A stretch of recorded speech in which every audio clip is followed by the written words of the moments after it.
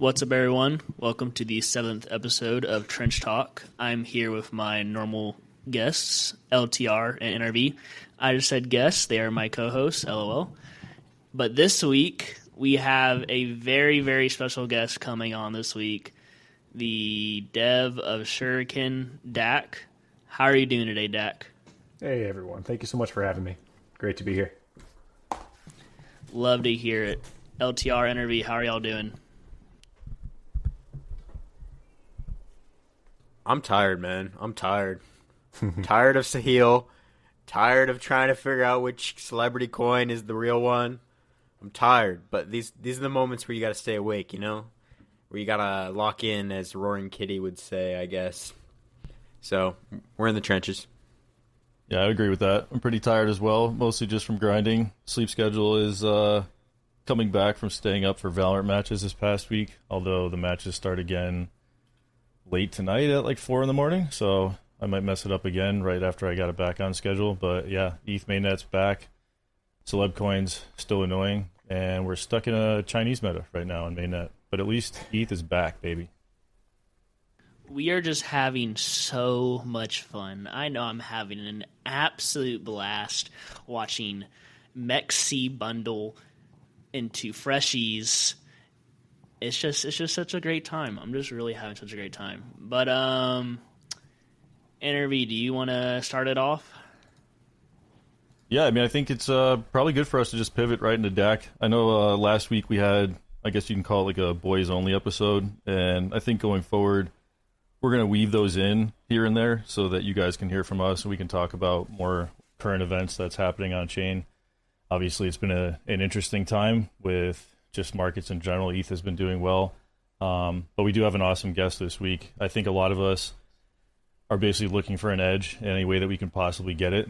And over the past year, it's really evolved pretty heavily into using Telegram bots and web apps that weave into some of those. If you think about stuff like Photon, or different Telegram bots like Banana, Trojan, Unibot, if we want to go way back in the past that basically nobody uses anymore. But we have Dak here from Shuriken. I basically try to use every single tool I can get my hands on to try to get an edge, and in certain circumstances, some bots are better than others. I used to use a lot of bots for NFT trading back in the day just to have an edge, to do mass minting from tons of wallets and send high Gwei when needed. So I think this would be a really interesting episode. A lot of our past ones that we've had from a guest perspective, and what most of our future ones will be, are guests that are just like people like us that are deep in the trenches on chain, or as Anonymous would say, on train traders.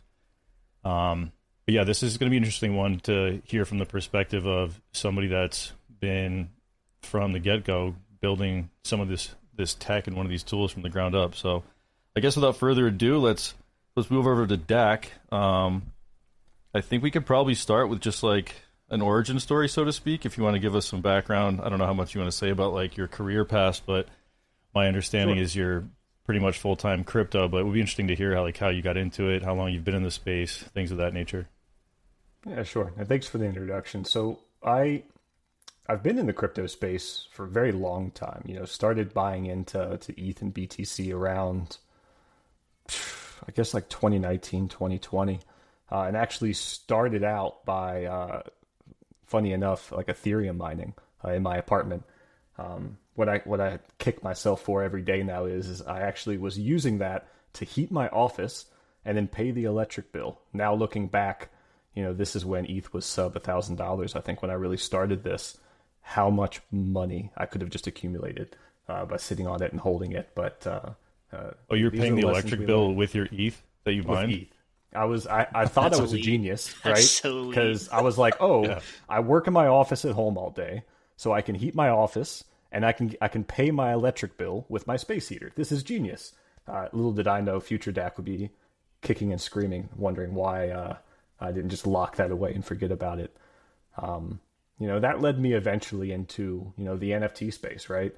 I had, funny enough, some of the guys at work like telling me about Bored Apes early. You know, I was originally, I hate to say, laughing at them, like, okay, well, this is crazy. Like, I don't understand the value here. You guys are buying cartoon apes for, you know, somewhat absurd values, even more absurd later, of course. But, I did dive in and start researching, and I ended up finding a community, so some of you have heard of it. Jumped into that super deep. I bought my first NFT for, I think, 0.5 ETH. This is when I think ETH was rounding up around like 2,500, 3K at the time. And then got pretty addicted ever since. Made a quick flip on that, met some really cool people in a really cool community, and started to kind of just go nuts with my research. At this time, I was still working a full-time job as director of operations. I won't go too deep just so I don't dox myself personally, but, I ran operations for a few years before, I started going full-time crypto. And as I went deeper into, the rabbit hole that is NFTs, I started meeting a lot of really, really cool people. And a couple months into my journey, I came across Zion and steganography. For those of you who don't know, I'm one of 4 of the core team members on Shuriken. And we actually began our journey with Sensei. So when I met Zion and Steg, they were actually building out Sensei. They were in the very early stages. And I was just keen to learn more about it. I didn't even expect myself to want to, introduce myself as a potential team member or even help, grow the suite and the brand. But, I sat down on a call with them and took a second to kind of learn about, what their goals were and what got them interested in the space. And, they both come from HFT backgrounds, and they saw the potential in NFTs similar to me. And they saw there was some pretty incredible edge with automation in terms of, minting NFT opportunities, automated bidding, automated selling, really making sure that you could jump into opportunities as fast as possible, properly optimize gas to beat the competition, and turn out, quick profits and kind of go nuts at a level that people weren't really used to at that time with their typical manual OpenSea buying, right? And I was intrigued. I was really keen on what they were talking about and what they were building. And as I dove deeper, I kind of put my name in the hat and was like, hey, I want to be a part of this, very early on. And, the rest is kind of history.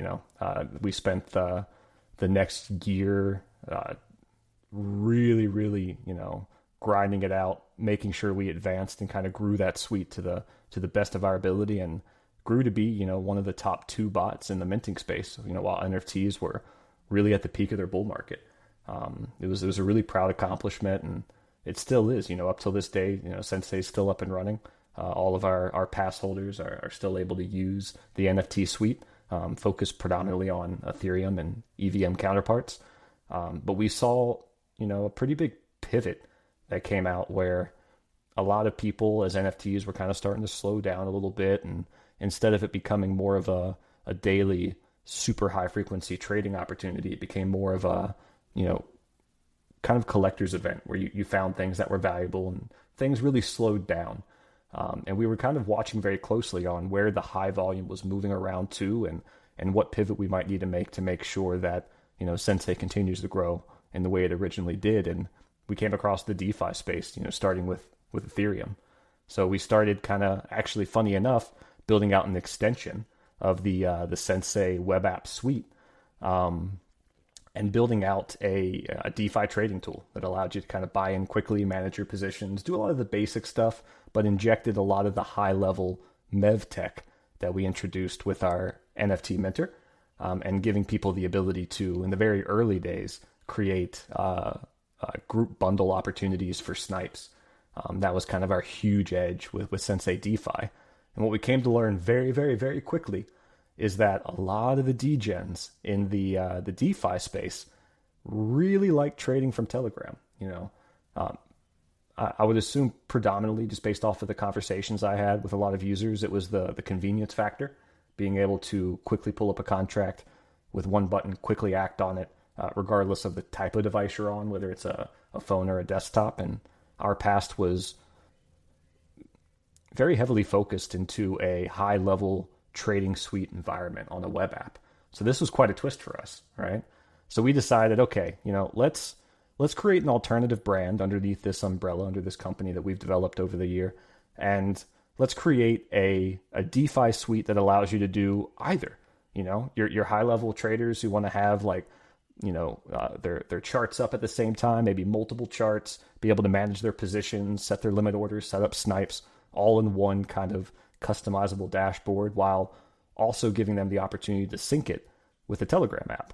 So we did just that. We developed both at the same time in parallel, launching our custom web app alongside of our Telegram bot, allowing people to sync the two together and in a desktop environment at their home, trade on their custom web app, their custom dashboard.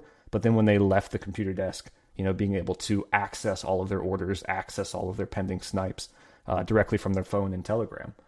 And what we learned very quickly, and I'll kind of wrap this part of the story up here so we can continue to the next level. What we learned very, very quickly is still, 80% of our user base heavily focused on Telegram, except they just kept asking for more, right? When Solana, when Base eventually. So we went through another round of, okay, time to listen to our users and time to pivot. And that's where we kind of have led up to the point we are today, where we went and we completely rebuilt our Telegram bot to be much, much faster than it was previously, completely revamped the UI based off of multiple interviews with high-level traders and a lot of our users that have been with us since day one. And again, just rebuilt from the ground up the full UI, the full backend experience, and introduced multi-chain all in one bot. So now, up to where we are today, we have Base, ETH, Solana, AVAX, Blast, all in one bot. So instead of having multiple different tools, multiple different, say, points of interest you might need to focus on depending on the chain you're interested in, our primary goal with Shuriken and the suite as it evolves is really to make trading on any chain by any means, whether it's sniping, limit orders, typical swapping, managing positions, as simple and as accessible as possible. At the end of the day, we really want to make sure that from the professional trader who wants to see as much detail and data as possible to the simple trader who just wants to get a token, click a button, and it's done, and they can watch number go up. We want to make sure we build a tool, build a suite that accommodates both sides of the fence without being scattered across a million different applications at once. And I think we can maybe dive a little deeper into that and what that means for our future as we continue this conversation. But just know our end goal, what we really strive to do, is make multi-chain trading, multiple wallet management, and multiple position management as simple and easy as possible, while also providing the highest level of edge without the user ever having to know any crazy intricacies on how to properly use it. Yeah, I think that's a really good background and story. I think obviously it sounds like one of the biggest things that sticks out is it sounds like you guys are always looking to evolve with the market, see where volume is going. You're listening to your users. I mean, I remember back when Sensei was out. I mean, even before I even heard of Sensei, there were other bots that people were using to mint NFTs, and it was I remember just struggling to figure out how to even get my hands on one of those, and eventually tried as many as I possibly could. But it was hard to even get your hands on those back at the time. You either had to know somebody, or eventually it became more widely available. But I think pivoting to an actual Telegram bot, or pivoting to DeFi in general, I guess I should say, was the obvious move for a lot of these companies. I mean, there were other bots that were smaller that we used in the past, that had looked to pivot to DeFi, and they were building it within their platform as well. I know Thunder did that originally. I know Breeze was trying to do that. I think they may still be. But yeah, a lot of these tools have looked to make that pivot. I think you guys have been one of the quicker ones to do it and one of the best as far as the features are involved. But I think that causes I think it'd be interesting to hear about how your internal thought process goes and how to prioritize things, because it's okay, let's get this Telegram bot up and running. You probably did it for ETH first, if I remember correctly, and then all of a sudden ETH kind of died, and at the beginning of this big cycle that we're in right now, it was very clear that Solana was where the main shitcoin volume was going to be, and we saw some huge runners very early, Dog with Hat. There was a Silly Dragon or something, I think it was called. It was very apparent that that's where it needed to go. Banana Gun pivoted. They put out a Solana bot. You guys made that pivot. But then base season starts, and everybody's saying, okay, we need base support. So when all that stuff happens and you guys are already trying to build a web app and build out certain features, how does that go internally for you guys to try to prioritize things without losing value on what you've already built, and you're trying to upgrade that? What does that process look like? I think it'd be interesting for people to hear. Yeah, it's simply a matter of studying multiple different data sets right? You have the obvious one, which is volume inflows, right? You can watch this on Dune, you can watch this on DeFi Llama. You can see chain pivots live as they're beginning. I think a lot of us, especially ones who are stuck watching things on chain, we saw in the last, even just recently, the last week or two, a lot of the base volume kind of pivoting over to ETH, right? There's no giant flag saying, hey, this is going to happen, which makes things pretty difficult, right? Otherwise, you're just reactionary. So one of the things we're doing is looking at that data set, like I said, volume flows, but also making sure that we are consistently having an open conversation with our users. Now, that's through a lot of different methods. We have our dedicated group channel called the Dojo, where we have conversations with users daily. We take in feedback. People might jump in there and they might express concerns. They might express love. They might express feedback on what they'd love to see next. All of it is notated and logged, so we can kind of get an understanding of how many people are interested in this thing, how many people are interested in that thing, and where's the volume at. And then we really take these three pillars and we identify, okay, we need to do these three things, and this is the order in which they need to be done based off of the volume and the expressed vocal interest of users. And then also on the side, our dedicated ticket system, right? We have 24/7 ticket system where I have a team of absolutely amazing mods who run support 24/7, and they log everything for us. So every time someone submits a ticket, they express a request for a feature coming out, if they express an issue with something that happened to them, all of that is logged, notated, and categorized based off of the type of feedback we're receiving, which makes things really, really easy to kind of look at holistically and see, you can almost imagine a nice pretty graph we might have on our screen, right? And understand like, okay, this is where the interest is kind of segmenting over to, and this is where the volume is segmenting over to, and it makes those decisions a lot easier. What we've learned the hard way is you can't really be reactionary where you wait till you see things popping off and going crazy to activate them and start building them. What you really have to do is kind of create a widespread on your application. So that's one reason we went one Telegram bot multi-chain, and we keep adding to that multi-chain family, whether there's volume there or not, and all the free time that we have, so that you have that widespread, so you're prepared for all of those rotations. Making sure that you have the right relationships with people building new chains, new opportunities. One of the reasons we were actually the first mover on Blast is because we did a ton of research. We stuck on it, and we didn't sleep for like a week, just making sure that the moment that light switch turned on, we were activated and ready. And some of you guys on the call might not even know. I'm fairly certain. Anyone feel free to call me out if I'm wrong on this. I think we were the very first trading suite to offer Blast trading on their platform. So when you guys pivoted to Sol, it was. Yeah. When you guys pivoted to Sol, like I would imagine like you had to like look at, okay, like what DEXs do we have to support, or like what APIs do we need to function with, maybe like how did that process look for you guys? Because I don't even know what goes into that. There's an easy answer, and then it expands from there. So the easy answer is you can go on DEX Screener and a lot of these tools that are publicly available to everybody, and you can expand out, and you can see every DEX that's available, right? And at that point, that's when you need to do your research and see, okay, where's the volume headed? And then that just determines and tells you, okay, this is the order of operations, right? Radium, king, right? So you start with Radium, and then you kind of roll down with the different DEXs and apply all of them as you go. And then just make sure you make the right relationships, right? Jump in a group chat with the Jupiter team. Make sure we understand each other and we're there to support each other. Because one of the beautiful things about the Web3 space is that there's nothing more powerful than good relationships and being connected with the people building. And since Web3 is as open as it is, you can kind of just jump in and talk to any of these guys, right? Pretty easily. You can find them and you can open up a chat. So it's just a matter of getting connected, making sure you get a chance to talk to the devs, building out these DEXs, understand where they're coming from, understand their platform, and then, begin integration as fast as possible. So what we did with Solana is we made friends with the Jupiter guys. We made sure we read all the documentation for the top DEXs, your Meteoras, your Radiums, your Orcas, and then just start implementing it as fast as possible. As we continued this journey, that gets easier and easier because it's just kind of a copy-paste method at the end of the day, right? You do the research, you kind of see where the volume is at, see where you might need to take the next step, and then make the connections necessary to make it happen. And at that point, it's just copy paste, and you keep expanding. No, that's definitely very good to know. One question I would like to ask, and it's just because me, Interview LTR, where you just kind of mainly focus training. I mean, I said training. LOL.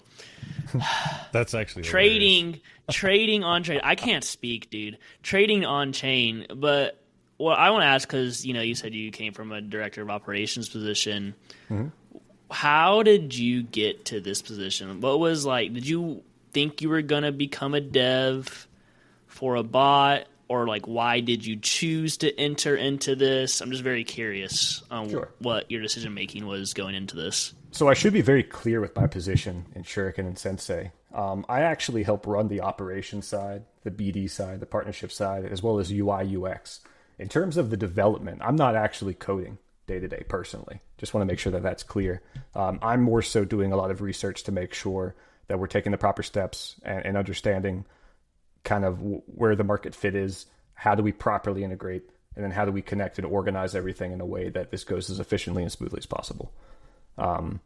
So it was kind of an obvious vertical for me that ended up working out pretty well, because I found some amazing devs who do really good work. And I kind of brought something to the table from almost like a corporate background where you don't really see in Web3 now, very often, and was able to kind of bring that corporate head into the Shuriken and Sensei organization. No, that's great to hear, because, definitely I feel like this is a very growing industry, and I know we just mainly focus on trading, but it would be nice to kind of see, actual more business positions kind of get filled throughout and see the growth of Web3 in the next few years. I'm currently applying for just normal financial jobs, and I tell my girlfriend every time, I'm like, I'm going to end up working in some crypto job. I know these job opportunities aren't here yet, but I would put my money down within the next 5-10 years, I will be easily snatched up for some Web3 position just due to the genuine knowledge I have. Yeah, no, and the opportunities, they're growing every day. The interest is out there. We're seeing it on the news. When crypto is a part of the political race this year. Now, this is crazy. If you would have told this to any of us 5-6 years ago, you would think it was crazy. But it's getting so embedded in the culture of everything, everywhere in the world, where the opportunities are growing exponentially. And I gotta say, I've been doing this full time for 3 years. I absolutely love it.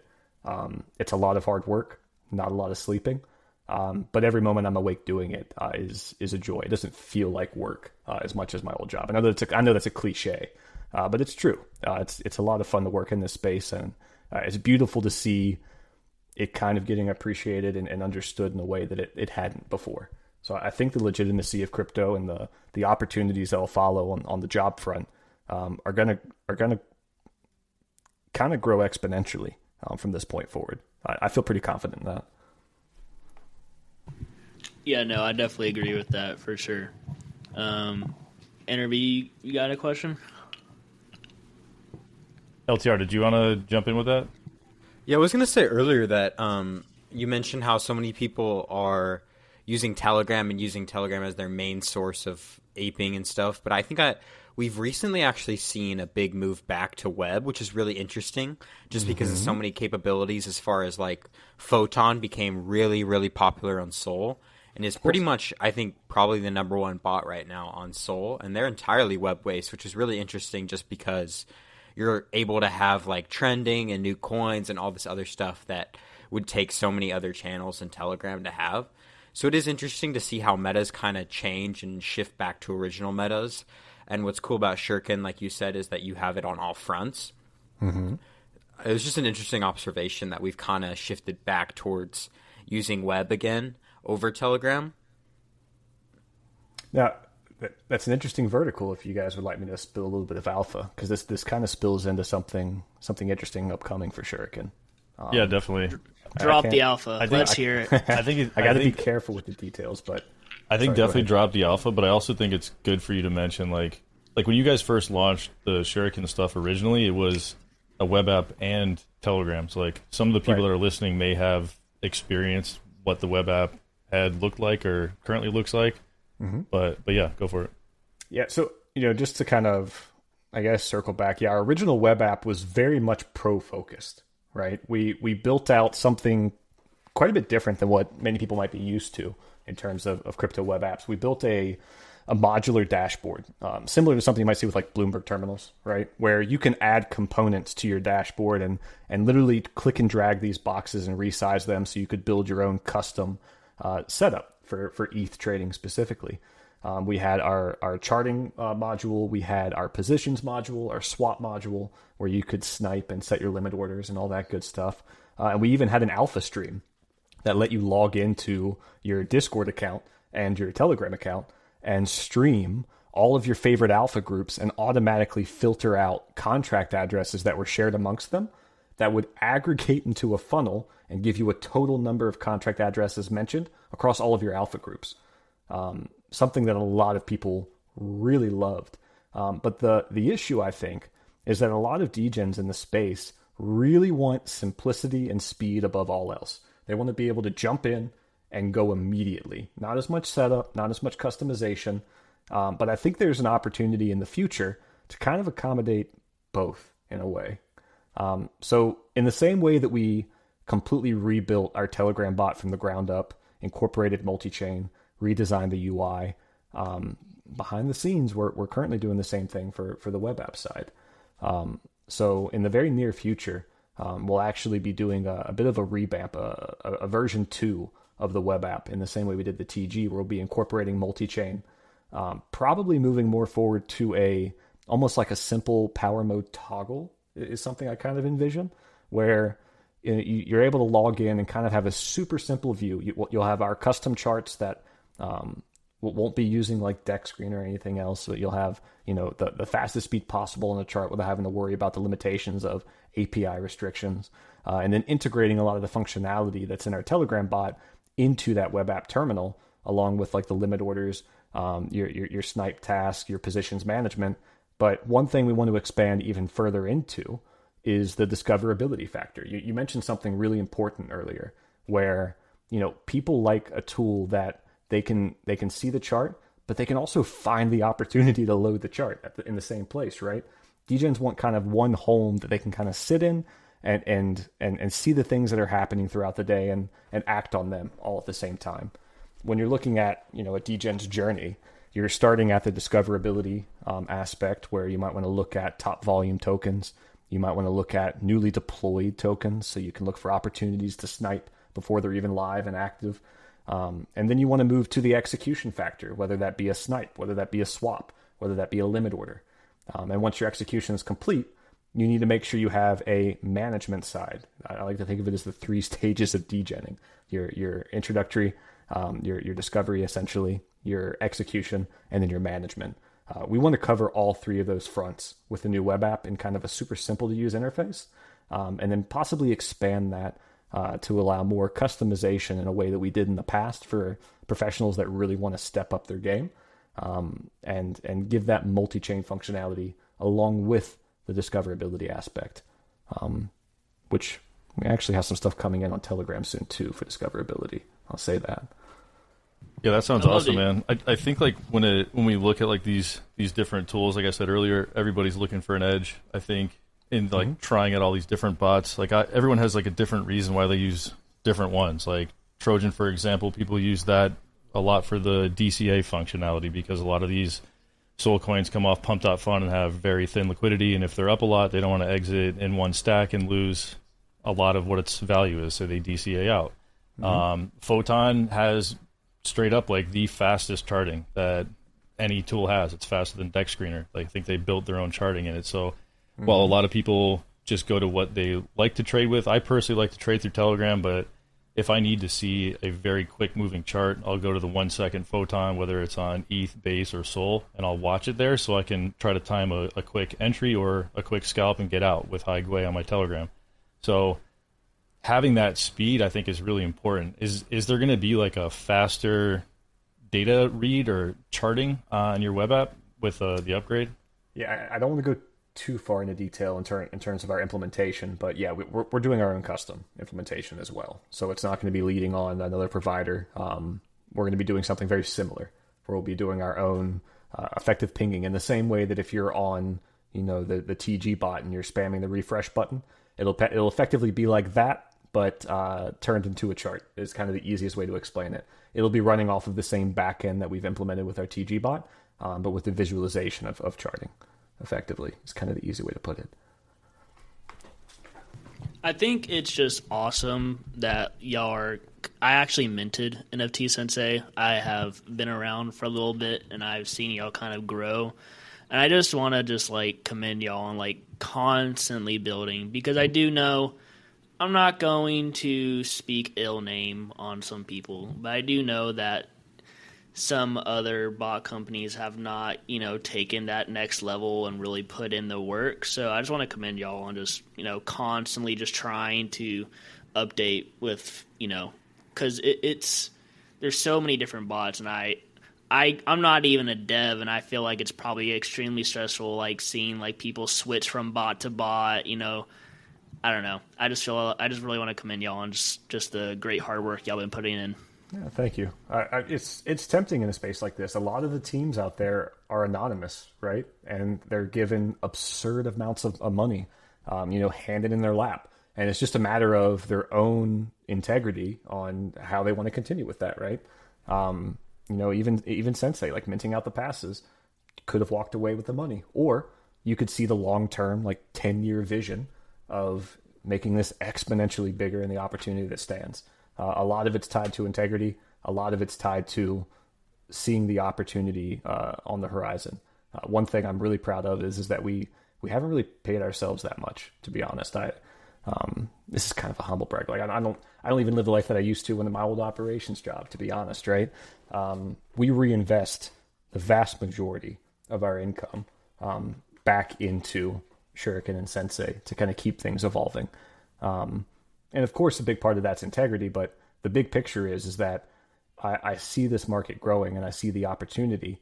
And if our goal, our mission, is to make trading across multiple chains as super easy and super simple as possible, not having to think about being sandwich attacked, not having to think about using 5 or 6 different tools, which wallet am I going to use to bridge to this, to move to this, so I can then connect to this DApp, so I can trade on this chain, which I need to go back to this bridge to move over, so I can trade over here. Instead, having one place that people can kind of funnel into, especially as the retail market grows, and having a super easy interface that just makes sense, even if you didn't come from a long time of say, DeFi trading in the past.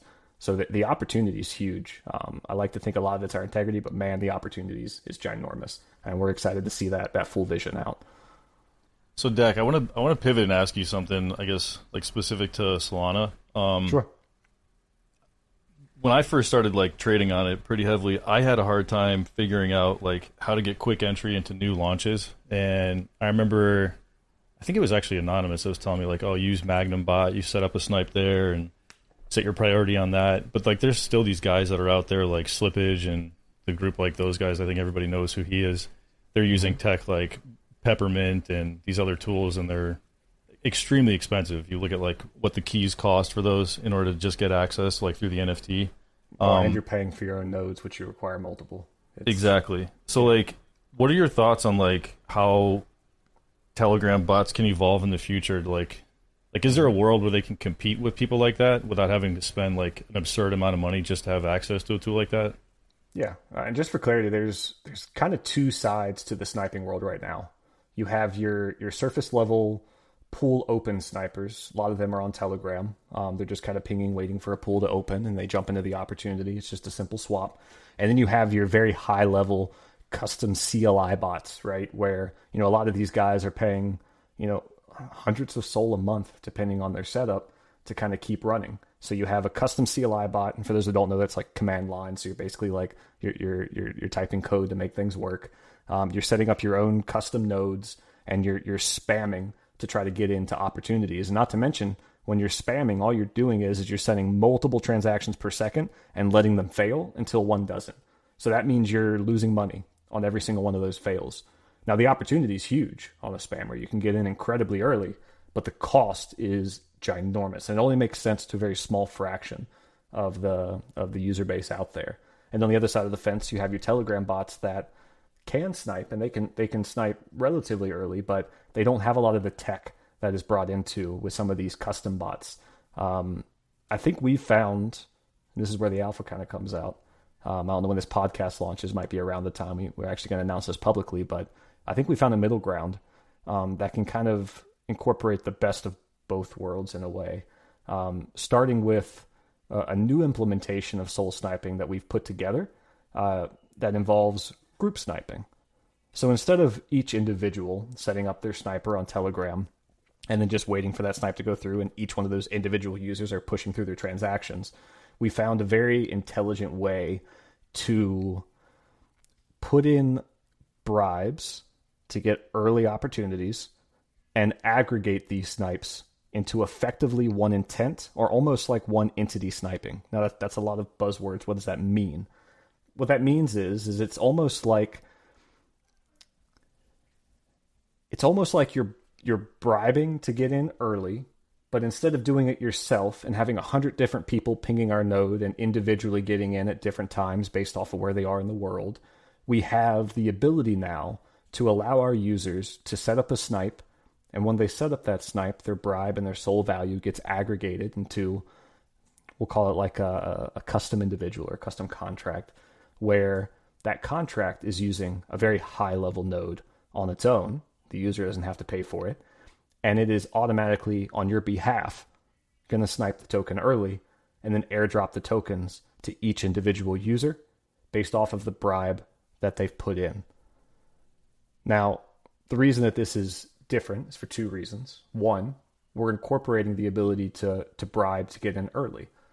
Most tools are involving gas, which is quite a bit different. When you're using a bribe, you're bribing Jito directly and saying, I'm going to slide a little bit of money under the table if you can get me in earlier, right? Now, if I give someone, if I give Jito like 0.01 soul for my bribe, it might be enough to maybe get me in front of some of the high gas people. But if I have 100 people putting in 0.01 soul, well, you just 100x'd your bribe for one snipe. You're getting in a hell of a lot earlier than a lot of the other people that might be up against you in that situation as a collective, in the same way that we've seen it in the ETH world with custom group snipes with MEV, right? It's the same concept, just with a different implementation, because Solana works quite a bit differently than ETH does. And then as soon as that snipe is complete, the tokens have been sniped early on the token opening, those airdrops will go to each user individually, again, based off of how much they bribe. That would be the order of the transactions. But since they all came in collectively early, they all get kind of clumped together in that early stage. So it gives users the ability to have a super easy, simple interface to set up an opportunity. You literally just put in a bribe, you put in how much soul you want and how many wallets you want to do it from. And then it just goes automatically. You don't have to set up your own node. You don't have to know any code or understand even how it works. You just need to know how much money am I willing to put in, what wallets do I want to put this money in from. I'm going to click this button. I'm going to wait until it gives me a notification saying, hey, here's your tokens. And what this has created is almost like a democracy of sniping, right? Where it's taking some of the tech that was similar to in the past with Sensei, how you mentioned NRV, kind of hidden away only to the elite few. And it's kind of offering it to the people in a way that they can utilize it without having to even understand how the tech works under the hood. And they don't have to set up anything custom or expensive on the back end to make it run. Everything's facilitated and run on our back end. The user just needs wallets and Soul to get started. Yeah, that's wild. Group bundling on Soul. That's pretty wild. It's game changing. Yeah. That is going to be huge. That is something that I'm going to be looking into because the opportunities come across, and I am very, very excited because, like you said before, the cost to buy a good node and a good bot to snipe on Solana is, I think it's 6 figs. Yeah. Or close to it. And it's gross. If you include the maintenance, yeah, it could be very expensive. Yeah, it is extremely gross. But we are going to ask you one final question. It's been great having you up here today. Wupig would kill me if I didn't ask you this question. Win token. I knew it. I was even going to say it with you, but I had to be careful. I knew it was coming. So it's a great question. A lot of people know, our early days, we did start a program called STARS. Now, however, we didn't directly say it would be tied to any token or anything like that. We may have insinuated some little things that it may or may not be tied to a token in the future. And so ever since that day, I've been getting asked this question quite frequently. We did lock down Season 1 STARS to make sure that our early adopters, if we were to decide to maybe later this year launch a token, they would have an opportunity to be locked into some benefits. But I want to be very clear, too, that we're tracking volume on all chains from all users from the start up until this point. So there may or may not be tie into that as well. If we were to launch a token that may or may not be called Blade, it would likely be later this year. I love to hear it. Mr. Dak, it has been great having you on today. Thank you, sir. Yeah, of course. Thank you guys so much. Yeah, Dak, thanks for joining, man. We really, really appreciate it. And thanks again. for coming on, and thank you for adding so much to this space, especially over such a long period. It's been great to see. Hey, so, Dak, just to clarify, you said that Soul stuff's coming next week? Next week is the plan. It's going to be tied in with some more stuff. I'll throw in one little spill of alpha to go along with it on my way out here. I mentioned discoverability. I quickly kind of mentioned that we might be doing something on Telegram in terms of that. We're also going to be pairing the sniper shortly after the sniper launch with a scraper built in-house. Obviously coming from a biased perspective, but you guys will be able to try it out for yourselves. It'll be free to use. It's much faster than the other ones I've tried and used. It's crazy. And on top of that, our scraper is basically just pulling up all of the deploy tokens on Solana that haven't created a pool yet, who aren't live yet effectively. So just kind of giving you all the opportunities of tokens that are coming out. But we found ways to actually pull in important data for your research, including the token's website link, the token's Telegram link, and the token's Twitter link, right? So you'll be able to, for instance, pull up that notification channel and search for an opportunity. I was sniping a token yesterday. I searched the ticker name. I knew from the Telegram that they were going to be launching on Radium, so I searched the token name and I filtered out all the pump fund nonsense because you guys know there was a million of those. And I only found one Radium opportunity. And then come to find out, they had a website link to it, which they hadn't even shared publicly. So I could see their website early. I set up my snipe early for them, and I got a 3x in 1.5 seconds. On top of that, fun fact, and this might kind of, for some people that know out there, this might tell you what token it is. They screwed up the launch, even though they updated their website with that contract address, and had to pull liquid and jump and try to create a new token. And then they told everyone in the chat, "Hey, we had an issue. We're doing some updates. We'll work on this now." So I'm here searching the token name again in the scraper, and 30 minutes before they launched it, I found the new one again, same website. I noticed it was the same funding address. So I went and set that one up, made another 3x right after that. It was nuts. It was basically, I think I was in both trades 3 to 4 seconds. I was able to hit I think I was the third slot and the second buy on both of those with my bundle, where myself and one of my colleagues were testing. We hit on both of them. And this is, just to remind you, going against these crazy snipers that you guys are talking about that are hundreds of SOL to kind of maintain a month, your options are soon going to be, do you want to get in 1 to half a second faster for a couple hundred SOL, or would you like to get the second 1 second candle for free? So I think it'll be a very intriguing opportunity for the market. I think a lot of people are going to be really happy with it. It's going to be fun. It's going to be nuts. Excited. So excited.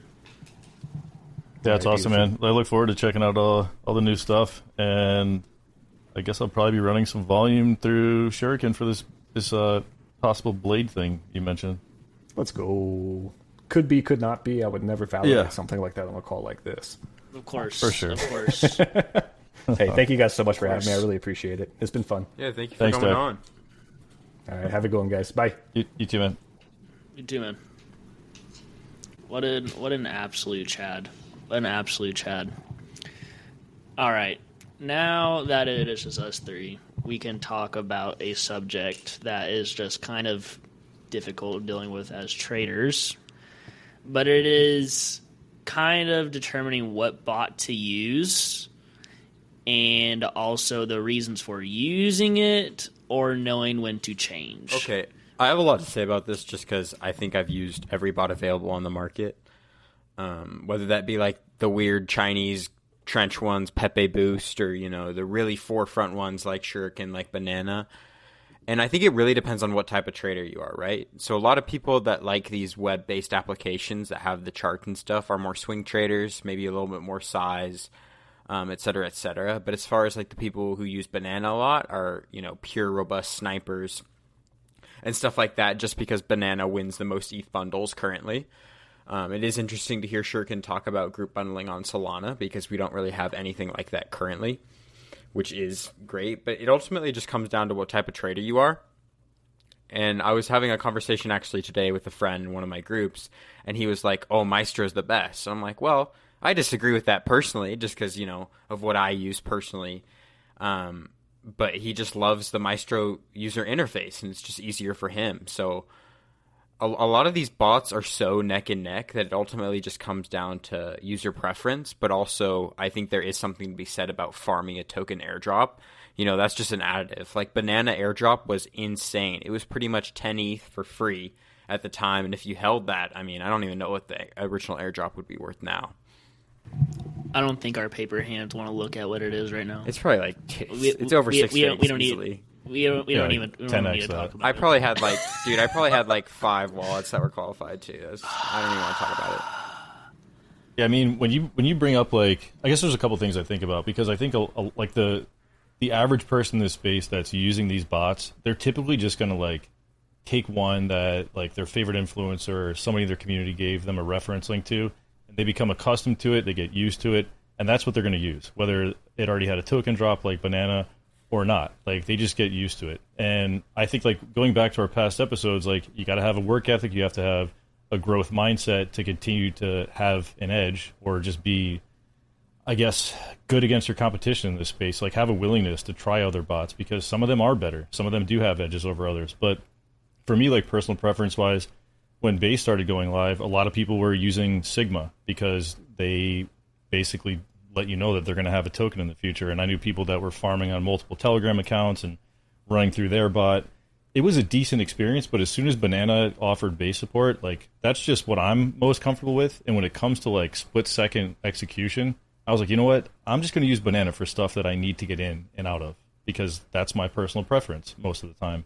But if there is a good bot that's out there that has a token coming up, and you're just going to make a spot buy, maybe not necessarily through big size, why not farm it? So it sounds like Shuriken's worth using. I think Photon has hinted at maybe having a token in the future, so that's probably worth using as well.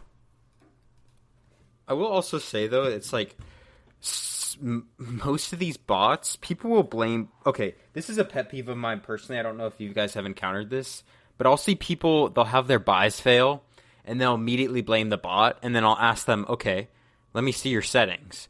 And then they'll have the most basic tip, and then their slippage will only be 10% or something. I'm like, well, a lot of that comes down to user error and not actually bot error. So it's also important. Yeah, you can have the best bot, but if your settings are ass, you won't hit anything, Yeah, that point cannot be underscored enough. I remember when I set up Trojan, I don't know, a month ago, and I was like, guys, what settings are you guys using? How the hell am I failing on this? Ultimately, it was my slippage.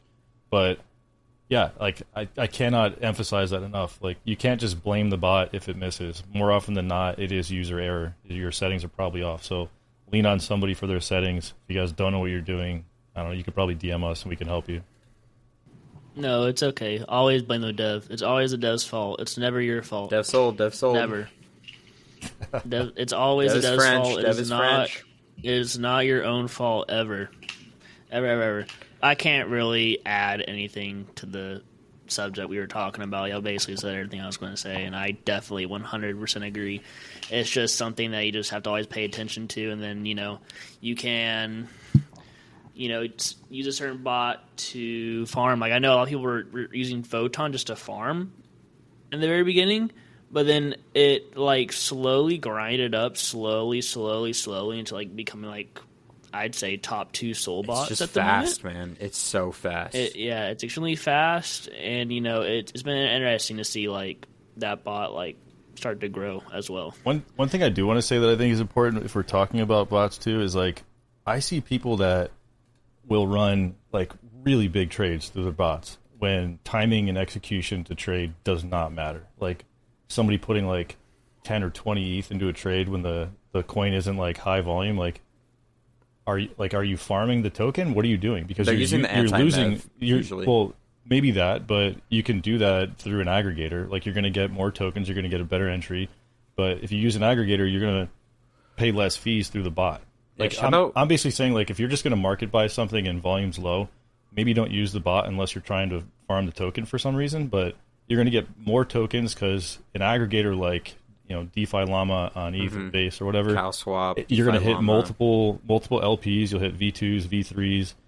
You're going to get more tokens, and you're not going to pay an obscene amount of fees and dollar value through using your bot. Furthermore, if you are going to use a bot, a lot of really smart traders with large size do this.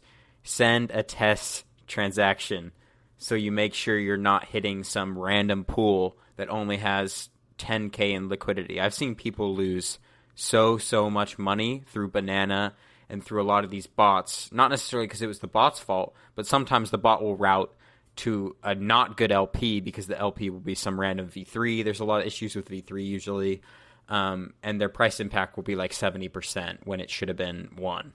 So I think that goes along with what NRV is saying. If you're going to size into something and you have a lot of conviction and it's a longer term trade and you don't need to get in fast, there's no reason you shouldn't be using your Rabby wallet, your MetaMask wallet, and an aggregator. I totally have not shot in over 2 ETH into a wrong pool and lost it completely. I totally have never done that. That's happened to every single degen. Ever. Yeah. I know Banana has some sort of reroute.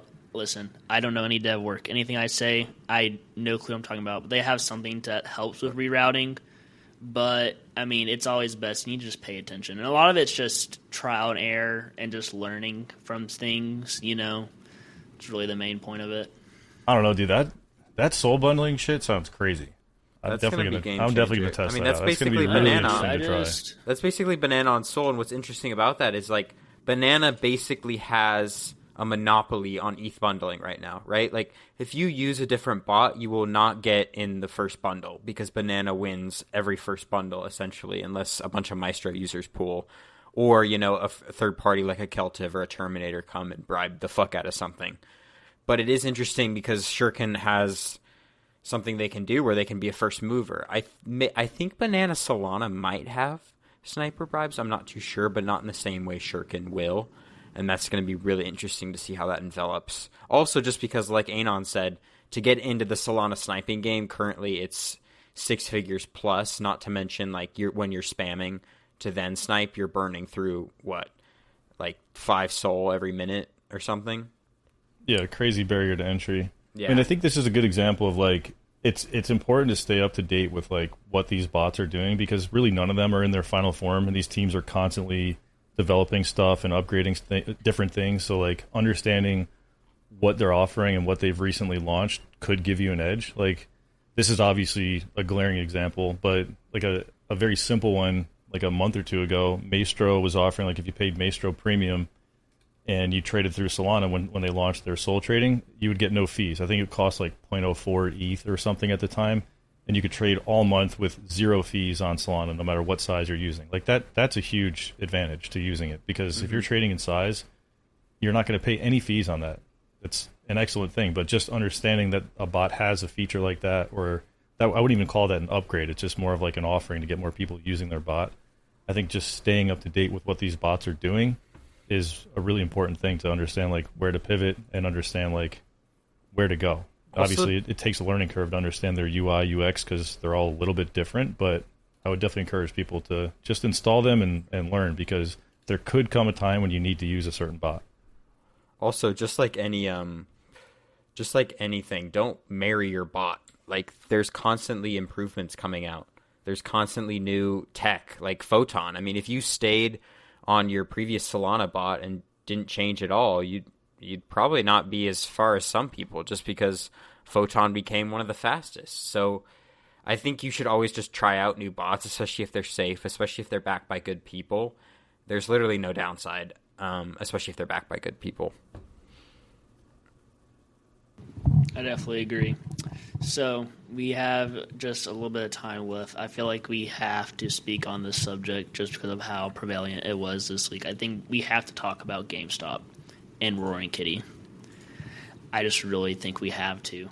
I do not remember too much about the Roaring Kitty lore. I wasn't even here for it. And whatever. When was it? Henry, do you know? COVID. If we don't know, it's whatever. It was COVID? Not sure. Well, whatever. Anyways, it has just been kind of insane watching this GameStop play moved out. Like, I went in pretty hard on the Soul one that first run, especially after the 1.6 mil buy from the Fresh Wallet, and everyone speculating that it was Roaring Kitty. That was really fun. And then just having the PTSD from, I'm pretty sure it was everyone Whiff. can remember Yep. the 1.6 mil buy on Whiff, and everyone saying, OMG, ha. It was like a hedge what fund. An idiot. And they were clowning him, and What now an- they're like, dude, they're one of the most successful hedge funds this year because of it. Like, fuck. What an absolute idiot. And then it just was like such an elite news move, and it just completely smashed through that candle. It was so funny. And then I actually rebought today and sold it again because I'm a paper hand, because I'm just watching the actual GameStop chart go up, and I'm just like, he's just announcing he's going on a live stream. Like, why is this that important? And now I don't even know what it's at right now. It was at 65 before we turned on the stream an hour ago, and I'm just sitting here just like, what in the actual hell is going on? Yeah, I mean, I think this episode is going to be live before his stream. So, like, the stream is Friday at noon, and it's insane. Like, he still has, like, 13,000 people just waiting in the lobby on his YouTube live right now, and the thing doesn't start for, like, hours until tomorrow. Like, we're recording this on Thursday, obviously. But, I mean, it's nuts. Like, all these ETH coins are getting, like, a big resurgence, like GameStop on ETH. All the Soul coins are just going crazy right now. I mean, who knows what the guy's going to do? I don't know if he can exit all $1 billion. I haven't really looked into the details of it, but yeah, GameStop's over 60 right now. Just absolutely insane stuff, and I can't imagine how many numbers or how many people and viewers and what numbers that stream's going to do tomorrow, but I guarantee you, like, the entire SEC, all the hedge funds, like, all of Wall Street's going to be watching that crap, dude. It's just going to be absolute mayhem. I think Not only that, hold on, I gotta talk. Not only that, but also every single word this man is gonna say tomorrow is gonna be uploaded onto Pump Fund tomorrow. This man is going to say any single thing. It's going to be actual hell in trenches tomorrow. Well, there's got to be a new meme that comes out of it, please. I think Oh, Lord. I think this whole situation just speaks to how fast gambling is growing. I mean, gambling is literally at all-time highs in America and, like, across the world, just with sports gambling and everything. Because, you know, the living wage basically keeps rising and the average wage stays stagnant with inflation and stuff, people just want to gamble, man. They want to gamble because they don't see any other way, and I think that's just going to continue until something changes, and we gotta be positioned right for it, and in crypto we are. And it's just like, man, this space is crazy. It was interesting. I got a TikTok yesterday on my For You page, and it was, I'm not going to show that because I don't give two craps about it. But it was about people could copy trade, like, Nancy Pelosi's positions into stocks. I'm just sitting here like, these normies in retail have no clue that, like, they would probably just be able to have a better experience on crypto. And when I'm saying experience, I'm just like, how much money are they shooting into this Nancy Pelosi stock position? Freaking $50. Exactly. Yeah, you're Come better on, off dude. buying a pump fund shitcoin than trying to hit a 10-leg parlay on your NBA game. That's what I'll say. Yeah. And, like, even, I don't know, like, even if, like, just hop into this space. Like, when I explain to people, like, why I trade in this space and why it's kind of easier to trade, it's just based off of just market caps. Like, the actual, like, stock market cap compared to the crypto market cap is an insane difference. And you just have so much room to like actually be able to grow in an industry rather than just trying to trade stocks. I would be sitting in my finance classes my senior year watching someone like trade options right in front of me and like showing all their friends like, you know, the money they were making and like how cool it was, and I'm just kind of sitting there like just keep my mouth shut, like y'all just have no clue. They have no clue. I think furthermore, this space, especially meme coins, I mean, a lot of it is just like funny, popular memes. Like, look at like Smurfcat. Like, that was huge on TikTok. If you just thought, oh, Smurfcat's funny, this is popular on TikTok, I'm going to buy some. Dude, it went to like 20 mil, you know?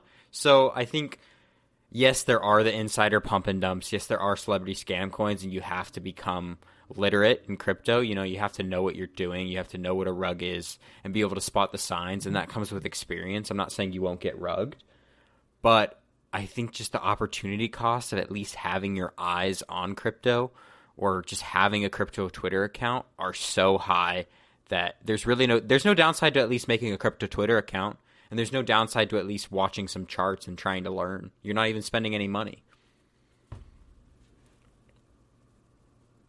I agree.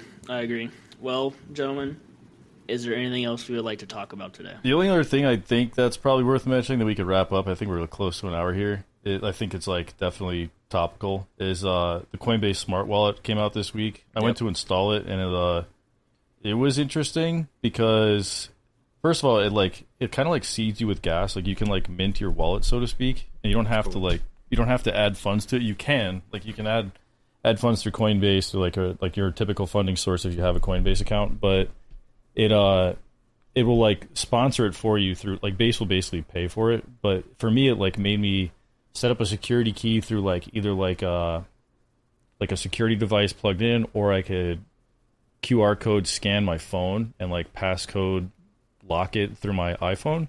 But then like every single transaction I wanted to approve, I had to like pull my camera up on my phone, scan the thing to approve it, and it took forever. I don't know if I'm doing something wrong, but regardless, I think it's worth mentioning. That came out. On-chain summer is like still starting up, and I found it really interesting that Jesse Pollock tweeted that he's getting married and he's going on vacation from like June 14th to like July 5th, which I think is insane. Like, oh, hey, on-chain summer starting, but I'm leaving for like a month. That's crazy. Yeah. Like, I'm sorry, like, I understand, yeah, congrats to you for getting married and everything, but if you're hyping up on-chain summer for like a fucking year and then you just leave, that's like KD to the Warriors, man. That's Kevin Durant to the Warriors. That's not okay. Yeah, it sucks. I mean, I don't know what that means for base season, but I think when he had that tweet come out, like, within a few hours, like, some certain meme it means coins I'm making a coin on base that is his wife. It's literally going to be Jesse's wife. Yeah, what's her name? What's her name? I don't know. I'm literally going to look her up right now. She's going to have a coin on base. Real quick. Disclaimer, I'm not actually launching a coin, so if you see a coin that's Jesse's wife, I may still buy it, but it's definitely not mine. It's not from us, yeah. We're not launching LTR has 50%. You're done for, sorry. But, I was going to say something. What was I going to say? It was really funny. I made myself laugh, and I forgot it. Oh, well. You said you were training earlier. You know what? It could be worse. It could be like that one guy that launched that open edition and was posting pictures of the G-Wagon he was buying immediately after. It could be worse. Or the kid that bought 2 Supras when he only had $90,000. That was an elite move. What a Chad. No, that was not a Chad move. What the fuck? Absolute Chad. That's the worst financial literacy I've ever seen, bro. You know what? Should we talk about Pandora before we wrap up? No, I do not want to talk about Pandora, no offense. We're opening like a can of worms or fucking Pandora's box if we want to talk about that. Well, we can talk about it in another pod. Yeah. We should probably wrap up. I have some choice words. Yeah. I could keep yapping, but we should probably wrap up. Yeah. Well, everyone, it was a great time to speak with y'all. Peace. See you guys.